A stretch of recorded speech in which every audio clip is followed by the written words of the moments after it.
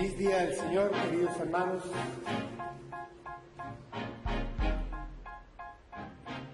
Del pasaje que hemos leído, tomaremos tan solo 2 versículos para nuestra reflexión. He querido llamarlo: ustedes están completos en Cristo. Así dice versión popular, Dios habla hoy, cuando se refiere a Colosenses capítulo 2, versículos 9 y 10. Ustedes están completos en Cristo, completos en Él. En realidad, después de que estuve reflexionando sobre el pasaje, llegué a la conclusión de que podría haberlo titulado Cuando Jesucristo no es suficiente. Cuando Jesucristo no es suficiente. Pero, fiel a lo que siempre ha sido mi manera de presentar la palabra, me someto al texto escrito y el título lo mantengo: ustedes, hermanos, están completos en Cristo.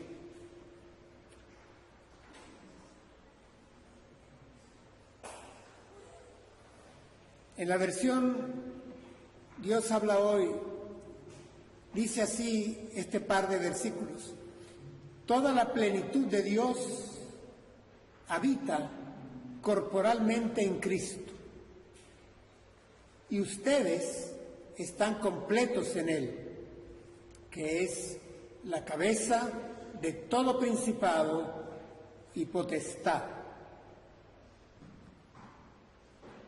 ¿En qué contexto nos movemos al leer este pasaje? Pablo escribe a una iglesia en Colosas, una iglesia que él no había fundado, pero una iglesia que había sido fundada por colaboradores estrechos de Pablo, entre ellos Timoteo. Y como era esta región lo que hoy es Turquía, Pablo había trabajado bastante en esta región. Esta es una iglesia que estaba cerca de Éfeso. En tiempos de Alejandro el Grande, de Alejandro Magno, esta ciudad era lo que su nombre decía: era una ciudad colosal, inmensa. Era una ciudad de esplendor arquitectónico. Después se vino un poco abajo, pero de todas maneras era una ciudad importante en tiempos de Pablo, y ahí había hermanos nuestros que se congregaban en la iglesia de Colosas. El motivo principal de la carta a los colosenses es un motivo específicamente centrado en la persona de Jesucristo como la clave, la llave del todo del hombre, del ser de la iglesia, del ser del mundo, del ser de la historia. Se considera una carta cristológica, la carta a los colosenses. Es una carta importantísima cuando se hace cristología, cuando se quiere reflexionar sobre la persona de Cristo. Ahora miren, hermanos, en esta iglesia de Colosas había problemas doctrinales. Ciertamente había problemas doctrinales. ¿Qué tipo de problemas eran los que había en la iglesia de Colosas? Básicamente, era una iglesia en la cual se habían introducido por diversas vertientes ideas que afirmaban lo que pudo haber sido el título de este sermón: Cristo no es suficiente. Eso es lo que trataba de minar la iglesia, esta idea. Ya veremos después de qué fuente venía esta idea.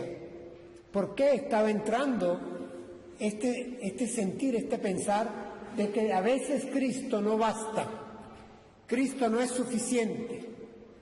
Y es todo lo que en los versículos anteriores al pasaje que hemos escogido preocupa a Pablo, y dice que le ha preocupado aún estando en prisión. Pablo le preocupa altamente que los hermanos de Colosas puedan ser engañados con sutilezas, dice, sino echan raíces profundas en la suficiencia de Cristo. Considero, por lo tanto, que este es un mensaje importante para cualquier congregación, de cualquier edad, en cualquier tiempo. Y hermanos, ¿qué tiempo vivimos hoy? Yo le diría que vivimos un tiempo en el cual justamente se publicita, se comenta, se siente y se piensa que Jesucristo no es suficiente. Nuestra sociedad hoy en día, los medios de comunicación, la prensa, la noticia en la calle, lejos está de ser Cristo. Y lo cierto es que la mayoría de las personas consideran que Jesucristo es algo que ya no es suficiente para su mente. Es decir, ya tenemos argumentos, ya tenemos ciencia, tecnología. Eso de Cristo suena a Edad Media, suena a religión, suena a pasado. La nueva generación, la mayoría de los jóvenes de 20, 30, 40 años, no están en esta de creer que en Cristo hay suficiencia. Consideran que hay otras cosas, argumentos, dice el apóstol Pablo, tradiciones humanas, formas de pensar propias del siglo. Vamos a seguir hablando de Cristo en pleno siglo XXI. Es decir, esto es lo que está si ustedes salen a la calle, si ustedes encienden el televisor, ustedes verán que la noticia es otra. La noticia es política, la noticia es científica, la noticia es económica, la noticia es ecológica, la noticia es climática, la noticia es farándula. Y con eso se llena la gente hoy en día. Con eso se llenan hombres y mujeres, sobre todo la nueva generación. Jesucristo no es suficiente para ellos. Tal vez para llevarlo en un crucifijo de vez en cuando, tal vez para asistir a algún sepelio, o cuando son golpeados muy duramente por una enfermedad, o para asistir o practicar una ceremonia de un bautizo o un matrimonio. Es decir, del resto, Jesucristo queda fuera porque no es suficiente. Más aún, yo diría que ya estamos viviendo tiempos en que la fe ha entrado en crisis. Y la fe en Jesucristo, como el Hijo de Dios, como el Mesías, como el Salvador, el Redentor, el Cristo, esto no es de consumo popular. La fe ha entrado en crisis, estamos fuera de moda. Los cristianos estamos fuera de moda, estamos contracorriente, estamos en contracultura. Tenemos que reconocerlo. Somos una especie que, salvo intervención divina, que la hay y la habrá, estaríamos en vías de extinción. Así. Vamos a empezar a analizar el texto. Dice el apóstol: toda la plenitud de Dios habita corporalmente en Cristo. El apóstol aquí, hermanos, cuando yo leí este versículo, me pareció que era casi redundante. El apóstol apela a tres absolutos: toda, plenitud y Dios. Casi es, insisto, redundante. 3 veces está afirmando que todo, el todo, la plenitud, que es el todo, es el pleroma en griego, de Dios, que es el todo el todo del todo, es lo que nos está afirmando el apóstol, habita. Y es ese habita, buscado en el griego, dice mora permanentemente. Y me gusta ahí el griego. Dice todo, el todo de todo, Dios en su plenitud, mora permanentemente en Cristo. En Cristo. Ahora, hermanos, cuando hacemos esta afirmación, pareciera que vamos a entrar en un debate sobre el misterio de la encarnación, un debate de orden temático, y no es la intención del apóstol. Les he advertido que el problema en la iglesia de Colosas no era el problema del anticristo, es decir, no era el problema de negar que Dios se hubiera hecho hombre en Cristo Jesús. No, el problema de la iglesia de Colosas es que consideraban que Jesucristo no era suficiente y que había que adicionar cosas, argumentos, había que ponerle un condimento a la fe. La fe no bastaba, Cristo no bastaba, no era suficiente. Ya veremos qué intentaron ellos agregar, o qué intentaban algunos dentro de la iglesia agregar para hacer suficiente a Cristo y para que los cristianos, los hermanos de Colosas, los colosenses, se sintieran completos. Entonces, el apóstol, sabiendo que había este problema de una idea de insuficiencia, apela a un absoluto.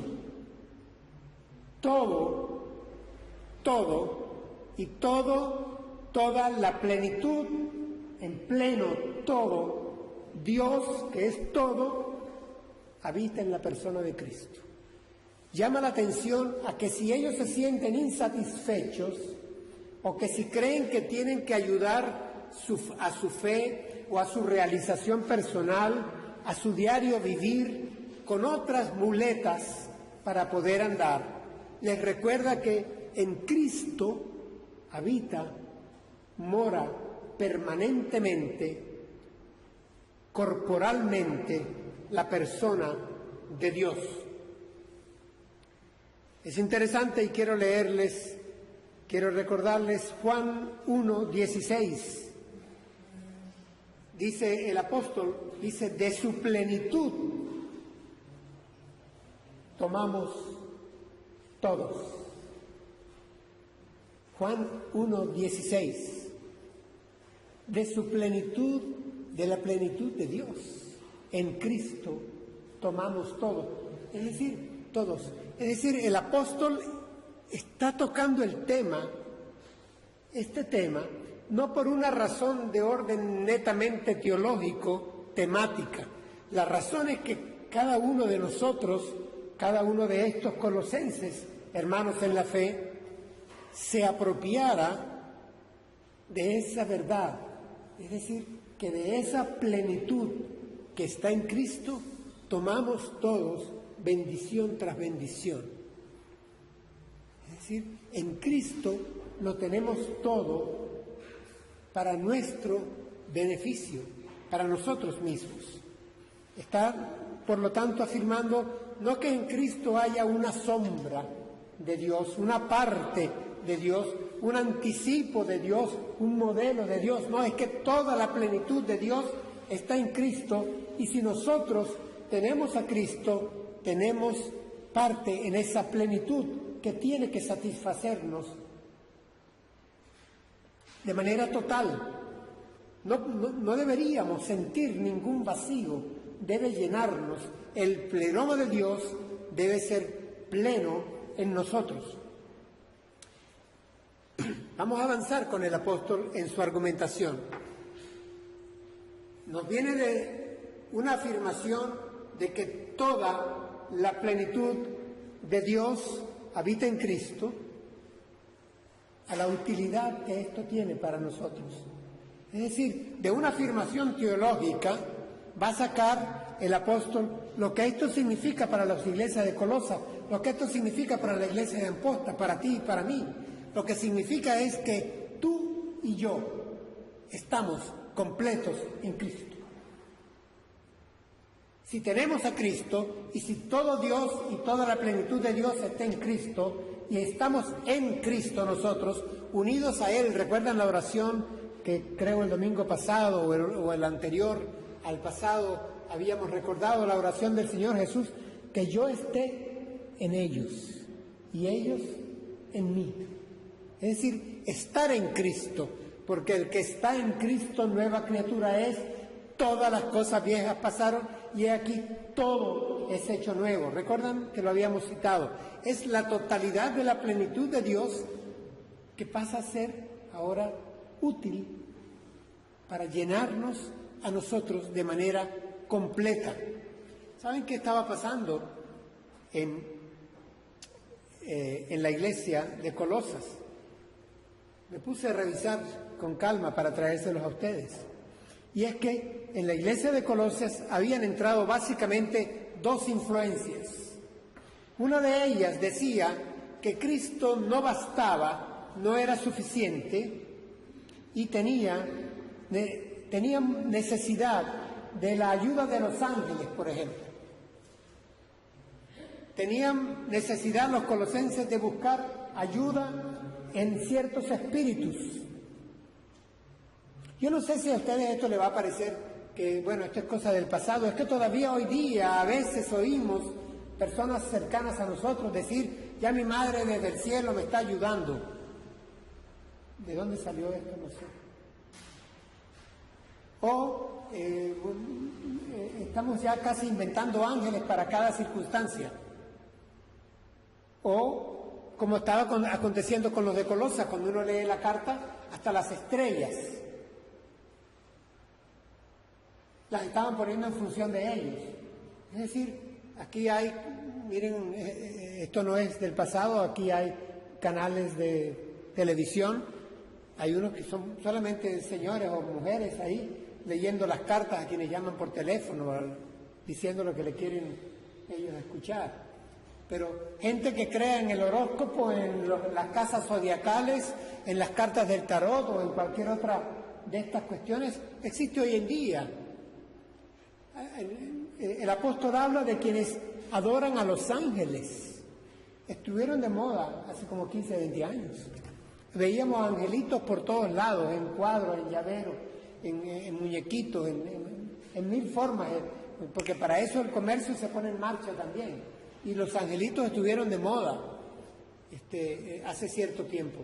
Pero esta idea de que había que ayudarse con otros entes porque Cristo no bastaba, estaba entrando en la iglesia de Colosas.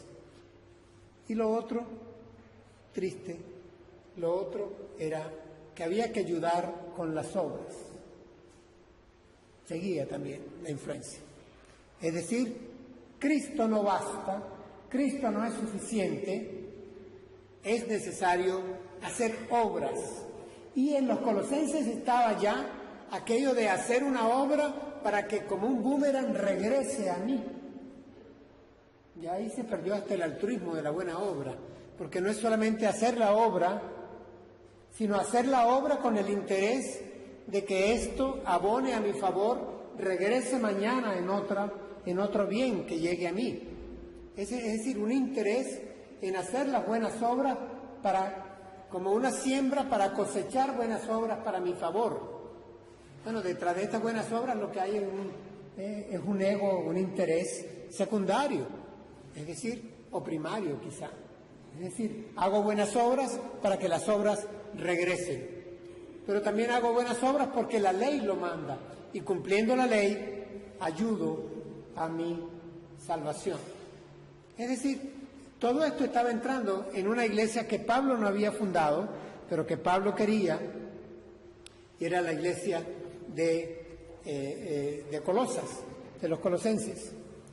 El otro aspecto, hermanos, era que la iglesia de Colosas no era una iglesia satisfecha, feliz, gozosa. No. Cuando un creyente en Cristo siente que Cristo no es suficiente y basta, y empieza a buscar otras ayudas, entra en ansiedad, entra en crisis, no va a ser, la satisfacción se le va. Cuando el apóstol usa la palabra completos, dice, y ustedes están completos en Él. Ese completos es el mismo pleroma, pero aquí viene en adjetivo, y es el pleros. Ustedes están satisfechos, y en griego es rellenos. Ustedes están llenos, rellenos, completamente llenos, sin espacio vacío, nos dice el diccionario. Es decir, Cristo nos llena a plenitud. Hermanos, es aquello de tener tesoro en vaso de barro. Eso es lo que somos. Somos vasos de barro, pero nos ha sido dado el tesoro de la plenitud de Cristo a través de su Espíritu, que es el Espíritu Santo de Dios. Entonces, nos encontramos con una afirmación del apóstol Pablo. La segunda, esta es: no lo duden, hermanos, ustedes están completos en Cristo. Y estar completos en Él, no solamente que no necesitamos otras ayudas, otras adiciones. Estar completos en Él, hermanos, es que Él es nuestra paz. Él es nuestra fuente de alegría. Él es nuestra fuente de esperanza. Él es nuestra salvación. Él es nuestra vida. Él es nuestro todo. Él nos llena, nos satisface.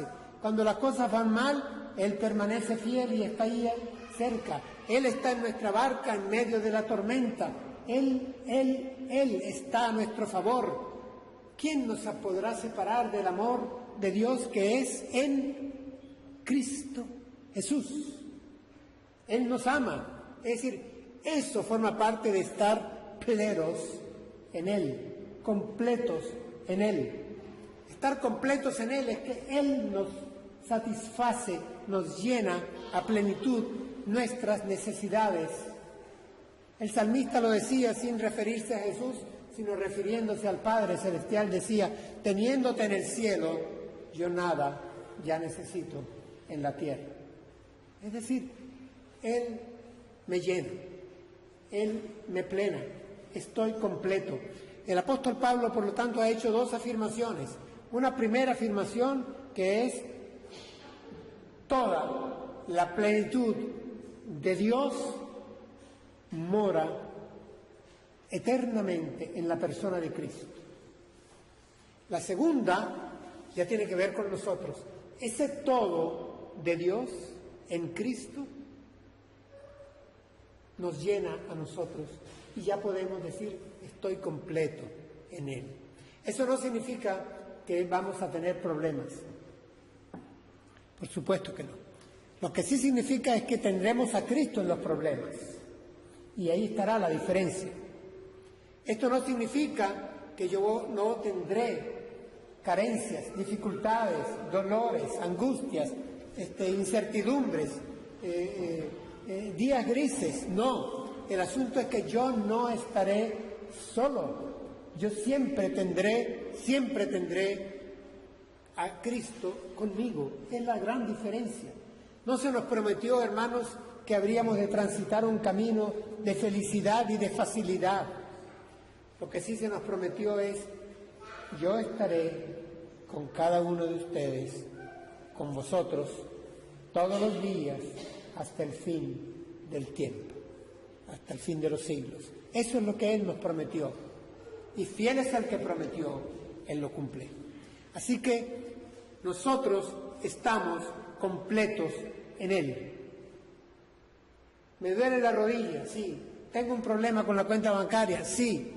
No llego allá, fulano se enemistó conmigo, sí. No pude hacer esto, sí, pero estoy completo. Esos son accesorios. Estoy completo. Estoy completo. Que podamos decir eso, hermanos. Estoy completo. Toda la plenitud de Dios estaba en Cristo. Y Cristo está en mí. Luego estoy completo en Él. Estoy satisfecho. No me hace falta nada. ¿Cómo termina? El pasaje termina con algo que sorprende.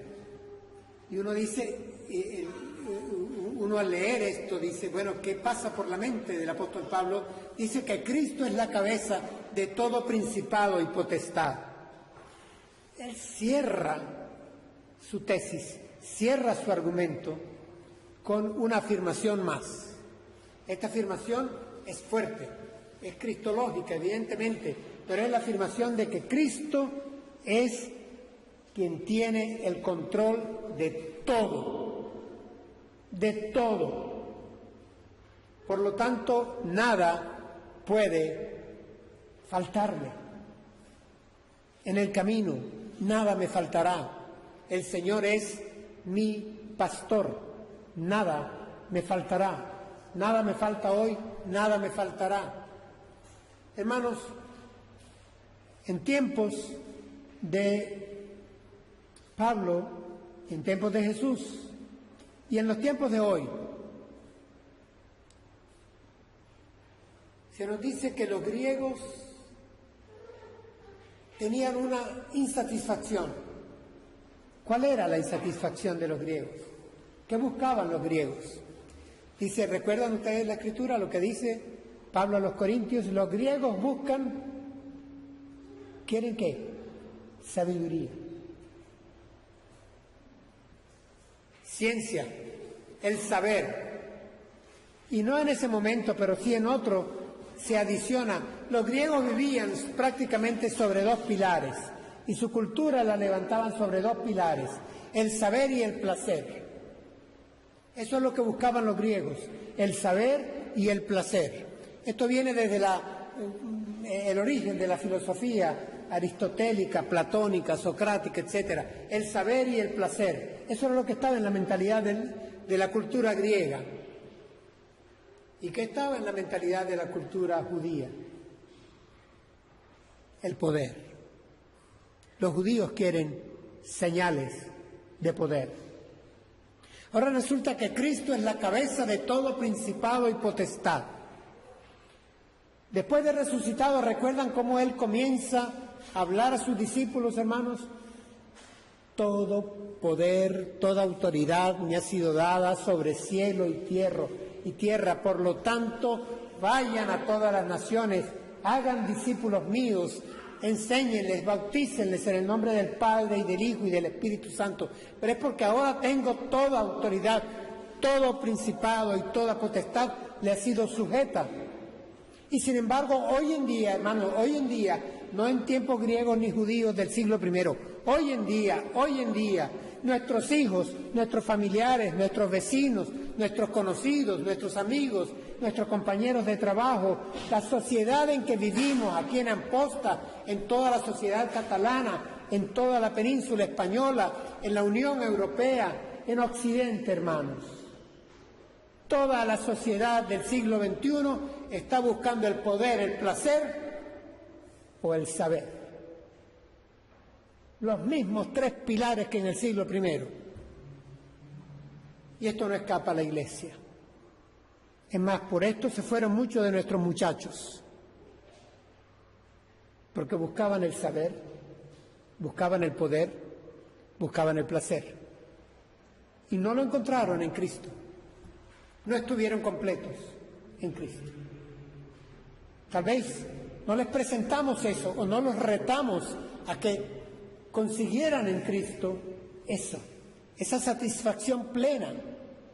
Y nos toca hacerlo. Nos toca hacerlo con ellos, pero en primer lugar, hermanos, con nosotros mismos. Son tres afirmaciones contundentes del apóstol Pablo. Toda plenitud de Dios está en Cristo. Al estar Cristo en nosotros, estamos totalmente completos, satisfechos, sin vacío en Él. Y tercero, recordemos que Él tiene todo poder, toda autoridad sobre todo principado y potestad.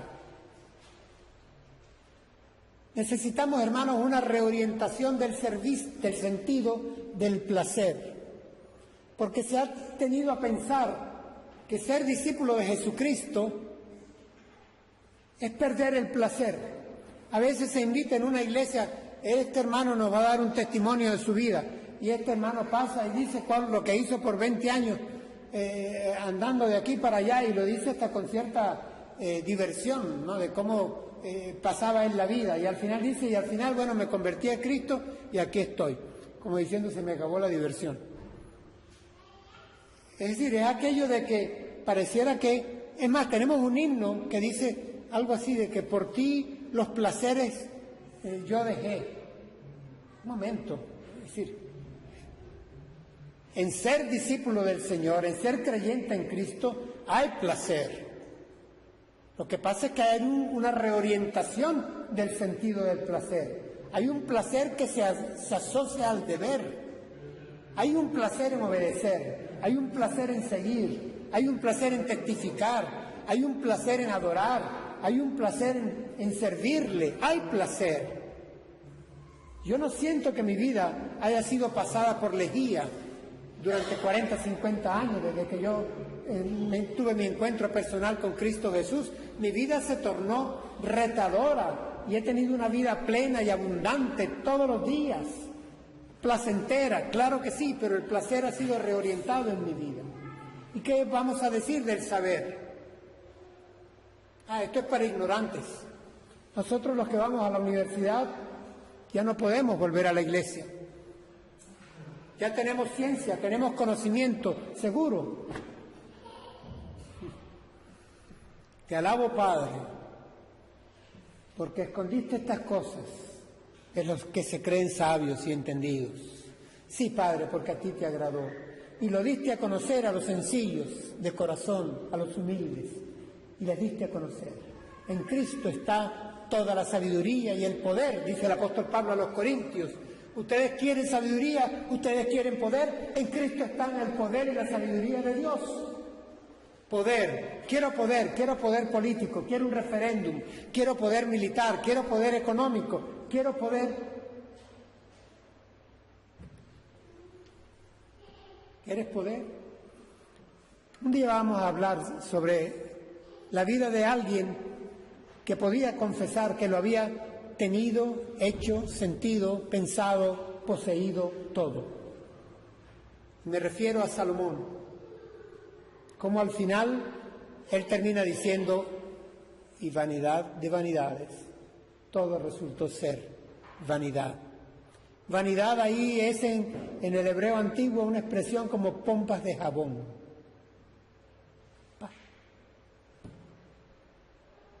Lo que era ayer la belleza de la flor del campo, hoy se fue.